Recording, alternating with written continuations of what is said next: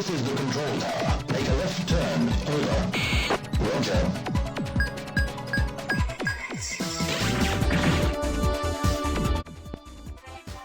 Shmups sometimes have confusing names, but Layer Section, which is also called Galactic Attack and is formerly known as Gunlock, aka Ray Force, really takes the biscuit. But whatever it goes by, when you are as goddamn awesome as this game is, you can call yourself whatever the hell you like and no one is going to complain. For this Nintendo Switch port, which is based on the previous Saturn port and is being handled by City Connection, the two monikers displayed on the eShop are Layer Section and Galactic Attack. But the first thing you need to know about this release is we are only talking about one game.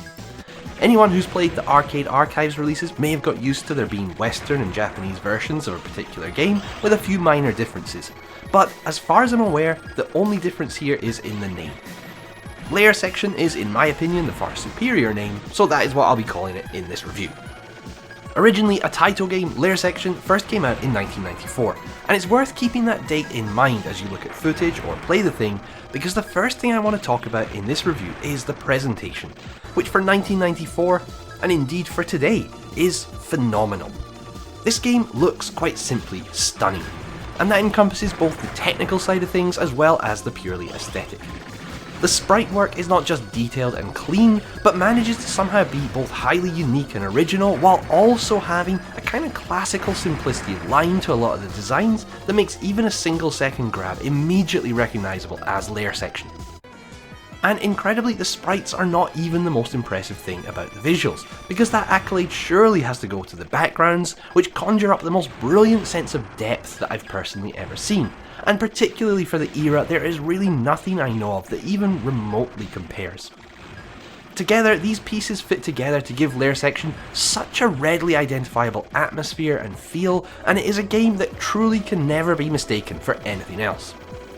That atmosphere is further added to by a superb soundtrack that often has a kind of jazzy vibe to it, as well as more somber, haunting, almost Metroid-esque moments, and which perfectly complements your somewhat lonely and isolated journey from deep space, through the Earth's atmosphere, and then down to and even beneath the surface of the planet. A journey, by the way, which is undertaken seamlessly as you move from stage to stage, and is absolutely littered with incredibly worked set pieces. A particular favourite moment of mine is in Stage 2, when you zoom out from the lunar surface to be confronted by the blue orb of Earth, several dozen alien star cruisers scattered throughout the space between, as they bear down on and then obliterate the remains of humanity's own paltry fleet, while you watch on, alone, distant and powerless to influence the evisceration of the very people you're fighting for. It's space opera in the grandest tradition, and nothing short of spectacular. The colour work is also fantastic. While you may have seen 101 games featuring a red ship above a blue Earth against the black backdrop of space, when you see that shot in Layer Section, there is again just no mistaking it for anything else.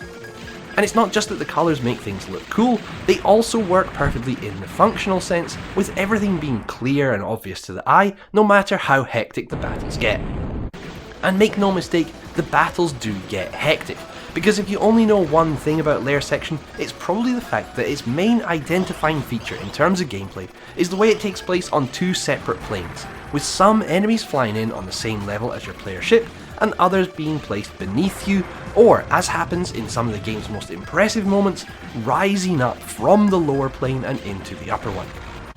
Of course, Layer Section was not the first game to do something like this, but it is, in my opinion, probably the best, and the way it works in terms of gameplay is you have your regular forward shot for taking out enemies on your plane, and a lock-on laser for dealing with enemies down beneath you.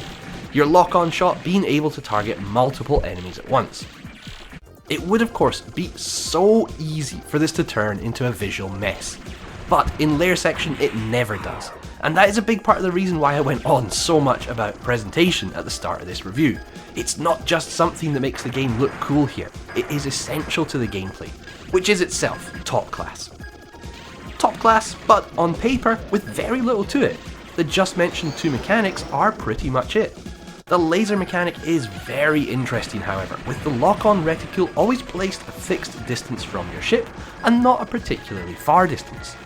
This means in order to lock on to many of the enemies, you're gonna have to nose yourself quite far up the screen, and as you play, there's a kind of strange feeling as your eyes constantly track both your laser sight and what is around you, as well as your actual ship and the plethora of hazards in your more immediate surrounds.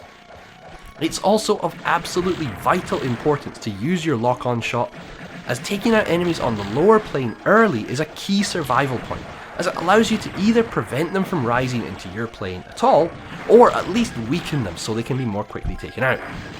Knowing where and when formations are going to appear then is hugely important, and getting in at a formation early to prevent it ever rising can make certain sections become a cakewalk, whereas allowing those enemies to make it to your plane and unleash their shots makes the same section an absolute nightmare.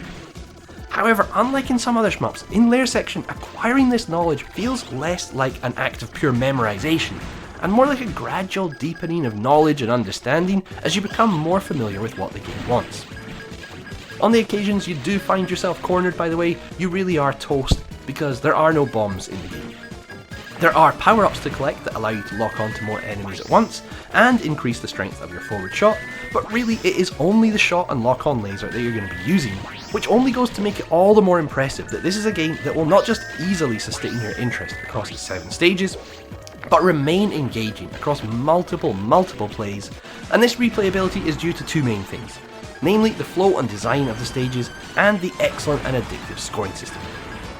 These 2 things do overlap, but in terms of stage design, the way the enemies are placed and the rhythm with which they come at you is perfectly judged, and this is the type of game that really shows why I don't think a procedurally generated game can ever match a tailor-made experience. Every enemy formation is so carefully placed and positioned, both to keep up momentum and provide variety, and require thought in how you approach them, and the more you play, the more you come to understand almost how the developers were thinking as they crafted the experience. This is true even if you're playing for survival, but if you start getting into playing for score, it becomes even more clear.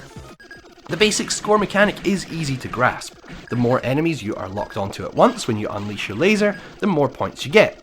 And in a great piece of guided stage design, the opening of the game, much like stage 1-1 in the original Super Mario Bros., is perfectly set up to teach you how this mechanic works. A bunch of smaller ships leave a cruiser far beneath you, and you have the ability to lock onto them all. No doubt your first go you might destroy them all and that will be that, but very naturally most people will want to see if they can lock onto one more thing, namely the next cruiser, and will then find that destroying that as the last in a chain grants a much bigger score. Approaching the game now with this in mind, you start seeing the way things are laid out, not just as obstacles to be taken out and avoided, but as opportunities as you search for points at which you can optimise your lock-on numbers and rack up not just big but very satisfying score numbers. It might sound strange, but in this way it almost reminds me of Ikaruga. Not in the mechanic itself, of course, but in the way you feel like things have been deliberately and meticulously laid out to allow you to optimise your use of the mechanic.